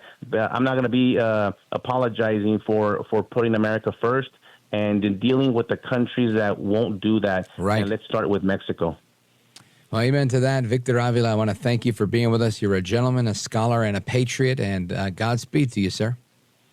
Appreciate it. Thanks so much for having me on, Rich. You bet. And folks, we continue with your calls and more. Again, the phone number, 833-482-5337, 833-4-VALDEZ. Don't go anywhere. This is America at Night with Rich Valdez. Call now, 833-4-VALDEZ. That's 833-482-5337. 833-4-VALDEZ. That's Valdez with an S.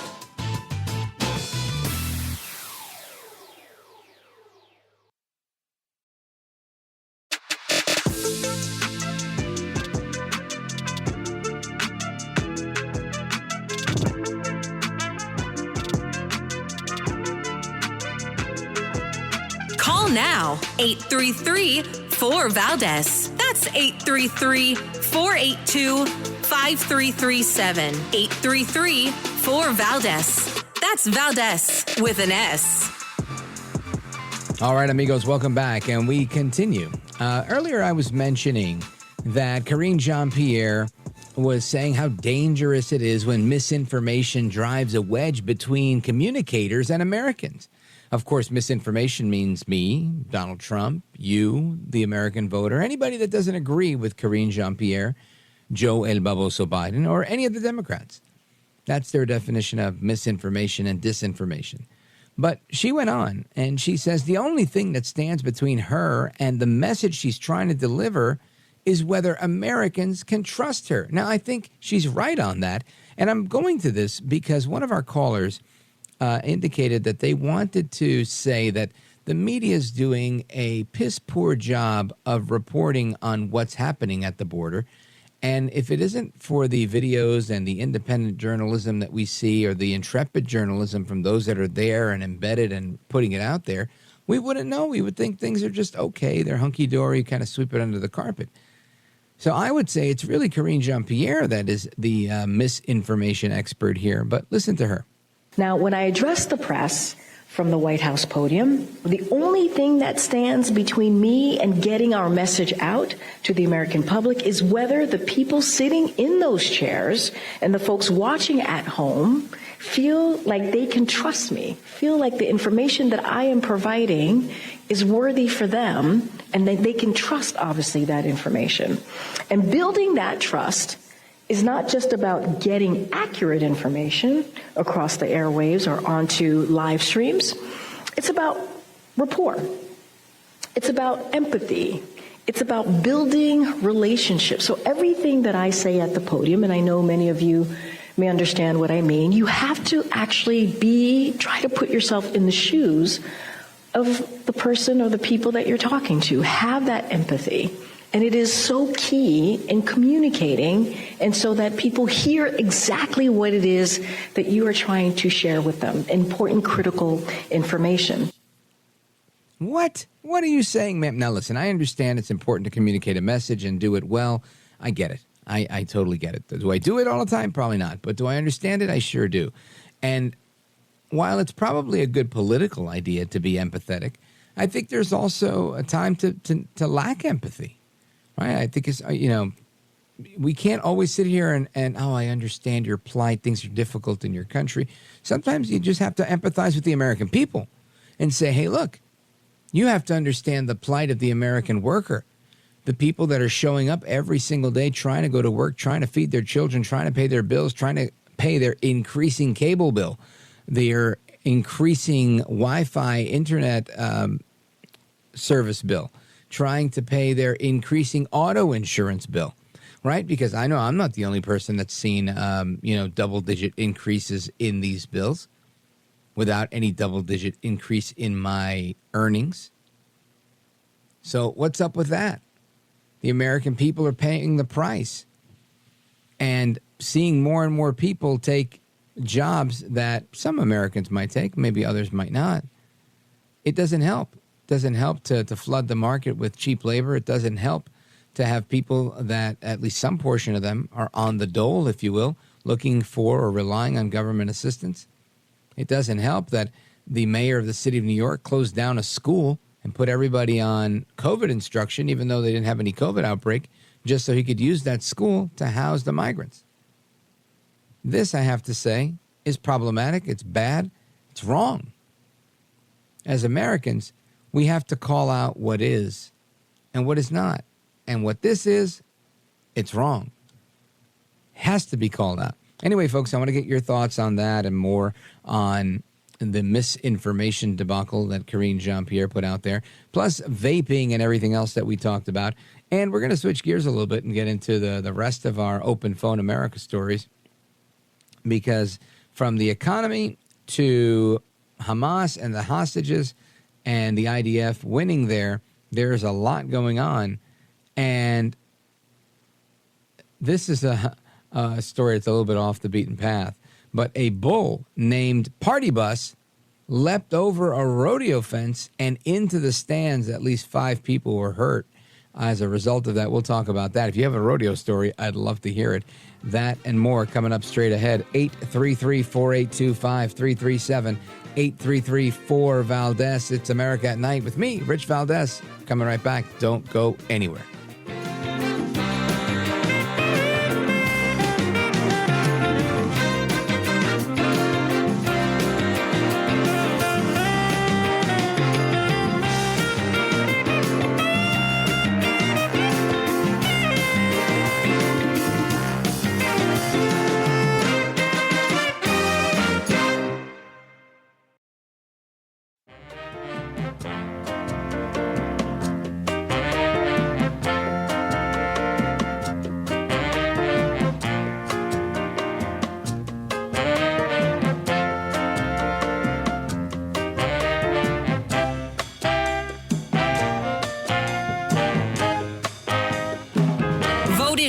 Head of hair in live late night radio 6 years in a row. It's Rich Valdez. Call now, 833-4-VALDEZ. That's 833-482-5337. 833-4-VALDEZ. That's Valdez with an S. But just broadly, big picture, no one can deny the amazing news of seeing these innocent civilians who were finally brought back to their families from Gaza after being held there for 8 months. But is the U.S. comfortable with the way that the Israelis carried out the mission? Look, Dana, why is President Biden going out publicly and calling for a ceasefire and hostage deal? It's because he thinks the best way to get all of the hostages home is in a deal where they're brought out diplomatically, where there's no need for military operations to get every last hostage out. So that would obviously be the best solution to this. In the absence of that, without Hamas saying yes to the deal, unfortunately, we are going to continue to see ongoing conflict and military operations in which Israel makes efforts to recover its citizens and, frankly, to recover American citizens.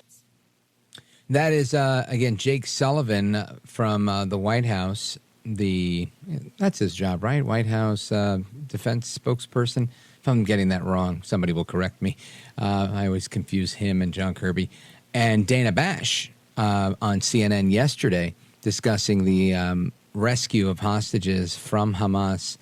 And this didn't end there, right? There's more to it. But I want to get some reaction from Paul in Boise, Idaho, our big affiliate out there, KBOI. Paul, go right ahead. Thanks for taking my call, Rich. Yes, sir. NSA, National Security Advisor, Jake Sullivan. Thank you. Thank you very much. That's what I meant to say. You know, it lifted my heart to see them successfully, get the 4 hostages out. However, they lost a very important part of their team that was killed on the premises of that apartment, I guess is what you'd call it. And that's the problem with guerrilla warfare, urban warfare. You never know what's behind that door. It may be booby trapped, and there goes 2 of your officers right then and there. And I'm waiting with bated breath to hear what Netanyahu has to say. I want to hear it from him, what he has an idea to not just end this, but after the conflict is over. Personally, what I'd like to see is a complete surrender by Hamas. Somehow they could get out of it. But what I'd like to see them do, they have 600 people that they've caught of Hamas. I'd like to see them get put to work, hard labor to build their own homes. That's what I'd like to see them do, instead of let them plot and plan and kill another bunch of Jewish people again, because that's what they have in mind, and they've stated that time and time again. So I would like to see them put to work to build their own homes for the Palestinians if they're really going to make some kind of a move as far as changing, which I don't see happening, but I'd like to see it happen. But where would the location be to where the Jews would be safe? That's about what I got, Rich. Yeah. And listen, I think that once Hamas is disarmed, I understand that there are people living in fear and there are some that are supporting Hamas. But I think once Hamas is disarmed, they're disarmed. And that's the end of the war. Now, if disarming them means, complete eradication of them, that may be it. I think once, we did it with ISIS, and the IDF, rather, with support from the United States, should be able to do it with Hamas. And the people, I think, will ultimately decide for their families and ultimately decide for the sake of peace. Now, I understand that there are children there that have been indoctrinated since birth that are taught to hate the Jews. I understand that there are people that are going to use this war and the loss of these civilians. Hamas themselves are going to use this as propaganda to radicalize more people, so that they could continue building and recruiting their army for generations to come. I know that's a thing, and I understand that we can never really get rid of evil 100%.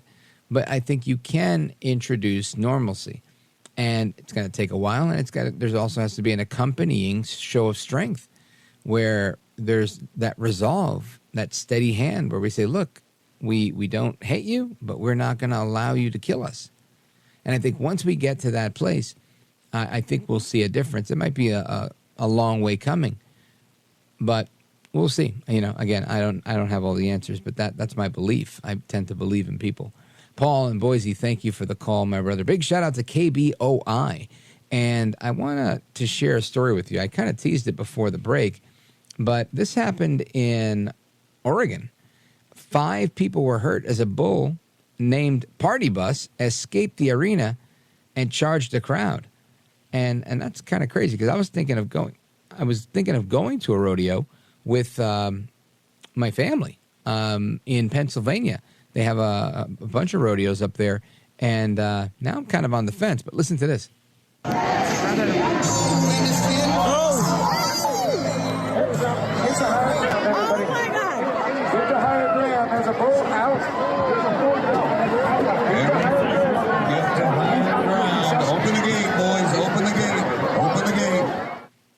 Now, that's a video that was verified by NBC News showing a rodeo goer charged and flipped by a bull. That bull, again, his name is Party Bus.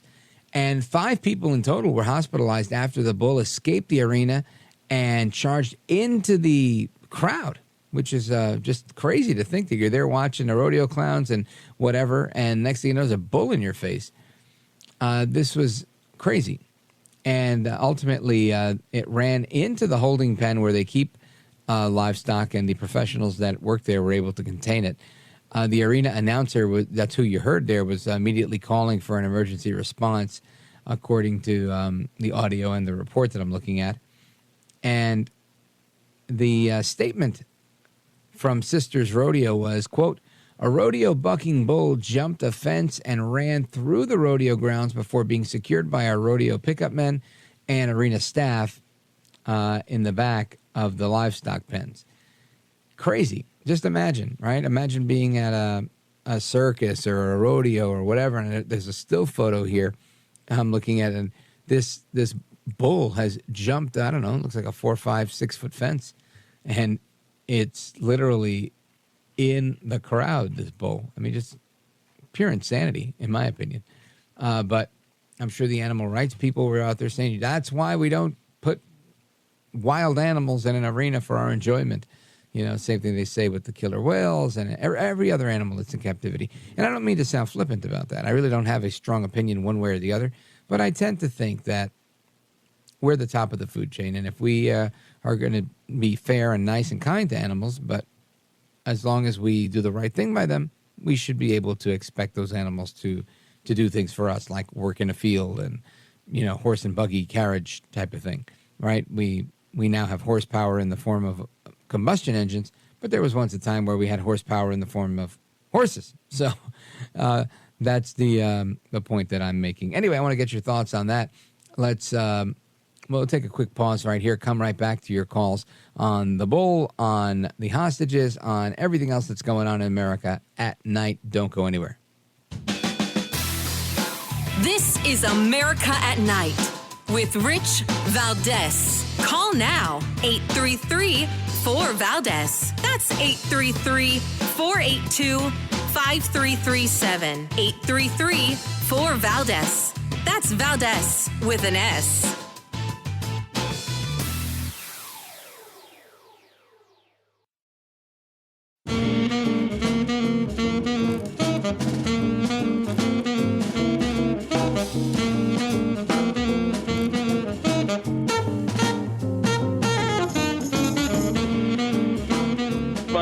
Across America to the liberty-loving Latino, Rich Valdez. This is America at Night with Rich Valdez. Call now, 833-4VALDEZ. That's 833-482-5337. 833-4VALDEZ. That's Valdez with an S. All right, America, welcome back. We continue with your calls, and we were just talking about this bull that from a rodeo that got out and jumped into a crowd of people. And I'm wondering, do you guys have any rodeo stories out there? If you do, give me a call, 833-4VALDEZ. Let's go to Sue, Schwenksville, Pennsylvania, WXDE. Sue, go right ahead. Yes, well, I have a rodeo story for you, and you should definitely go, Rich. It's so fun. We were going to the rodeo in Charlottesville in PA here, and it's family fun, really. It's a great evening. And if you sit up high in the stands, you should be fine. But we had Don't sit in the front row, right? Yeah, don't sit in the front row. I think that would be a safe thing to say. Well, so they were doing this roping event, and the way they do that, they throw the rope over the steer or whatever it is, and then they pull them down on the ground, they tie the legs and all that stuff. Well, this guy put a rope around this. Of course, they're running all over the place. He got his rope on the steer, and it flipped, and it landed right on its head. It broke its neck because all four legs just went out straight, like they were shot with an electrical bolt. Wow! And then it never moved again. And then it never moved again. And of course, there's kids in the audience, and they dragged the thing off. And you hear the announcer say, "Oh, well, the vet is looking at him now. Give me a break." I said to my husband, "Well, they're butchering it right now," because it was clear that it was instantly killed by breaking its neck. So that was kind of weird. Yeah, it was very entertaining. Yeah, I mean, it was just he just hit it. He just landed on his head just right, and you could just tell all four legs just went out straight. Wow! And then that was it. It Sucks never to moved be that again. count. Yeah, but it's a fun evening. You should definitely go. Yeah, well, I probably will. In all honesty, I mean, I don't want to see a cow commit suicide, and I don't want to see a bull try to kill me. But I definitely want to go and check it out. I'd like to bring my kids with me. My brother has a place, a farm out in PA, and there's a bunch of other rodeo places that are not that far from him. So I've always been thinking of going. I just haven't pulled the trigger on it yet. Sue, what are your thoughts on this Hamas hostage rescue, where Israel went in and got their people back, and the media's response was more on the casualties related to them hiding within the civilian populations than on actually getting these innocent people back? Yeah, that's ridiculous. I mean, what the world is just totally upside down. And, if you are harboring hostages in your house, I'm sorry, you're going to get killed when they come in to get them. And I heard really, too, on October 7th, there were some Palestinian, quote unquote, civilians that they were taking hostages and they were selling them to Hamas. I heard that. I don't know whether that's true or not. But the fact that this journalist had these people in his house, I mean, I'm sorry, if you're going to, and not just harbor them, they're going to know where the hostages are being kept. They're not telling anybody. There's a lot of things that render them to be not so innocent in my book, but that's just me. And we should hear more about, like that woman that was Noah Argamani, when we saw her being kidnapped when that day happened, being hauled off on them. And to see that she was, brought back alive, I think, oh, my Lord, I was just so thankful for that, because you just hate to think what they go through, Yeah, I hear that. I'm with you on that one. I think this whole thing is horrible, and this is why nobody likes war, but it's a necessary evil in order to, I think, get normalcy again, so that these people never go back, or at least for the foreseeable future, don't go back and terrorize anybody in Israel and kidnap anybody and murder anyone once, they've been dealt with. Thank you, Sue, for your call. I appreciate it. And let me see. Actually, I'll take a quick pause right here, and I'll come right back to the rest of our calls. We got calls from Wisconsin and other areas coming in. 833-482-5337, 833-4-VALDEZ. This is America at Night with Rich Valdez. Call now, 833-4-VALDEZ. That's 833-482-5337. 833-4-VALDEZ. That's Valdez with an S.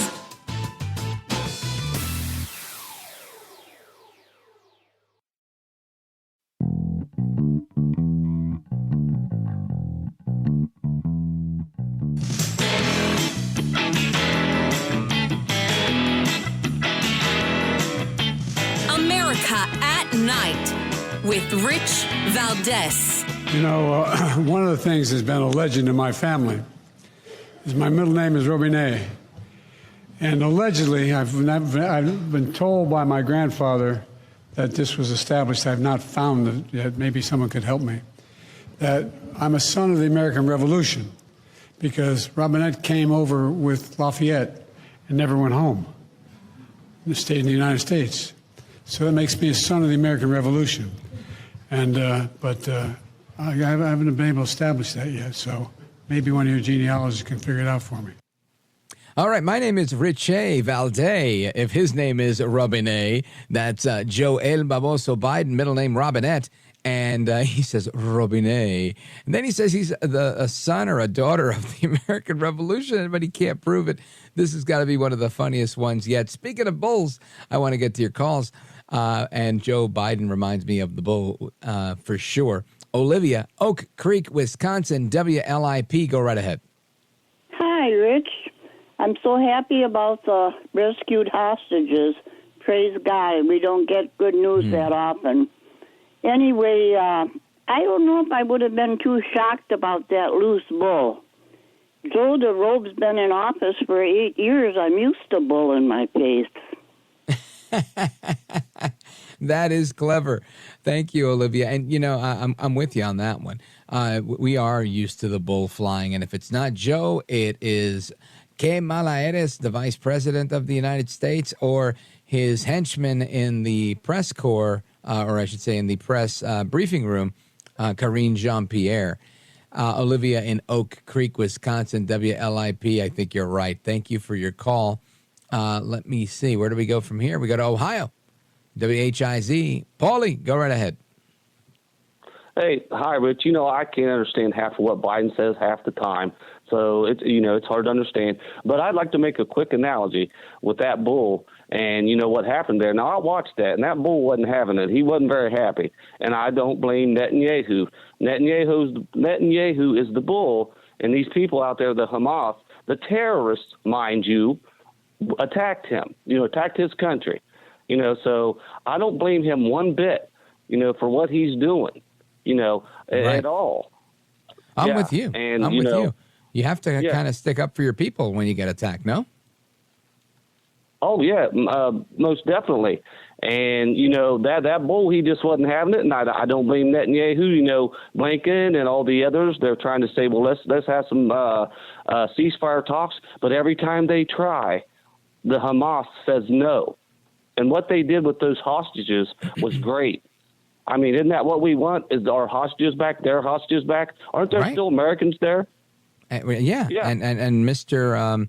NSA National Security Advisor Sullivan, he alluded to that, saying about as much that we have yet to get all the people back, some of which are Americans.